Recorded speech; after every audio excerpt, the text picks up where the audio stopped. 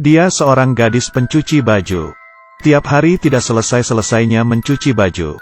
Dia sangat terampil. Setiap pakaian akan dicuci bersih dan rapi. Hari ini tokonya didatangi seorang wanita. Wanita ini sangat misterius. Dia berkata ingin menyuruhnya untuk mencucikan baju yang terkena coklat. Setelah berkata, ia memperlihatkan senyuman aneh. Dia sudah sering mencuci pakaian yang terkena coklat. Berarti seharusnya dia bisa dengan cepat mengatasinya. Malam itu, si gadis pun mulai mencuci bajunya. Tapi yang aneh adalah, coklat di baju ini, mau dibersihkan gimana pun tetap tidak bisa hilang. Setelah dicuci, bekas kotoran itu malah semakin meluas. Si gadis menelepon ke wanita tersebut. Ingin mengembalikan bajunya, tapi setelah telepon tetap tidak ada yang angkat. Si gadis pun hanya bisa mengesampingkan bajunya. Menunggu wanita itu datang untuk mengambilnya. Tapi keesokannya, di saat si gadis melihat baju itu lagi, dan kotoran baju itu semakin banyak, lalu membentuk seperti bentuk muka orang. Si gadis ketakutan dan langsung memanggil orang tuanya.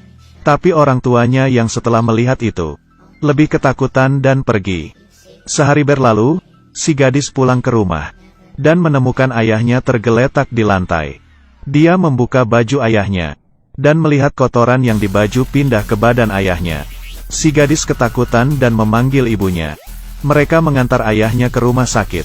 Tidak lama kemudian ayahnya meninggal. Si gadis dan ibunya sangat sedih. Ia bertanya ke ibunya hari itu apa yang terjadi. Kenapa setelah ayahnya melihat kotoran di baju itu langsung berlari keluar. Ibunya pun mengatakan yang sebenarnya. Ternyata beberapa tahun yang lalu, teman ayahnya karena tidak sengaja membunuh orang. Badannya penuh dengan darah. Dan untuk menutupi hal yang dilakukan temannya, dia membantu temannya untuk mencuci bersih pakaian itu dari darah. Hingga polisi juga tidak menyadarinya. Pada akhirnya ayahnya berhasil menolong temannya dari kejadian itu. Tidak lama kemudian, pria tersebut meninggal tanpa sebab. Di saat dia meninggal di badannya juga ada kotoran seperti itu. Setelah menceritakan semuanya, ibunya pingsan.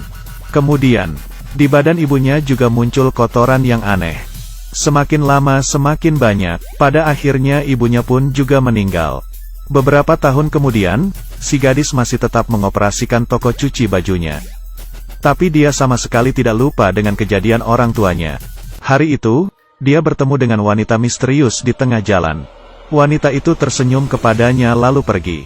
Sang gadis pun langsung mengejarnya, dan datang ke sekitar rumah wanita tersebut. Dia baru menyadari, wanita itu sedang menumpahkan cairan obat berwarna merah ke dalam mangkuk. Setelah menumpahkannya, badan si gadis juga mulai ada kotoran berwarna merah. Polanya juga sama dengan baju yang dulu itu. Si gadis buru-buru masuk ke rumahnya untuk menghentikannya. Setelah masuk ke dalam kamar, ternyata korban yang tidak sengaja dibunuh itu adalah ayahnya si gadis. Dan mereka sekeluarga adalah yang membantu si pembunuh. Si gadis bertanya kenapa dia juga bersalah. Wanita itu berkata saat kamu masih kecil, baju yang kamu cuci itu juga pakaian si pembunuh. Jadi kalian semua ada salahnya. Setelah selesai berkata, wanita lanjut menumpahkan cairan tersebut ke dalam mangkuk. Kemudian kotoran di tubuh si gadis pun mulai banyak. Dia tidak bisa apa-apa, hanya bisa mengambil vas bunga di sampingnya dan melemparnya ke kepala si wanita. Si wanita pun meninggal, tapi di tangannya juga ada darah.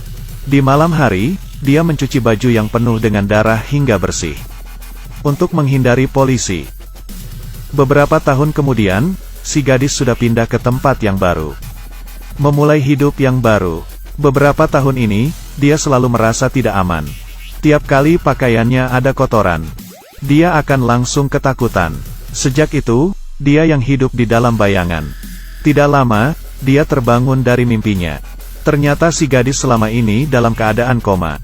Beberapa tahun yang lalu, karena kelelahan dia jatuh pingsan. Dan kepalanya terantuk dinding. Sejak itu pun dia belum bangun. Dokter sudah memeriksa otaknya. Dan otaknya ternyata bentuk seperti kotoran di baju. Pantasan saja dia selalu mimpi buruk.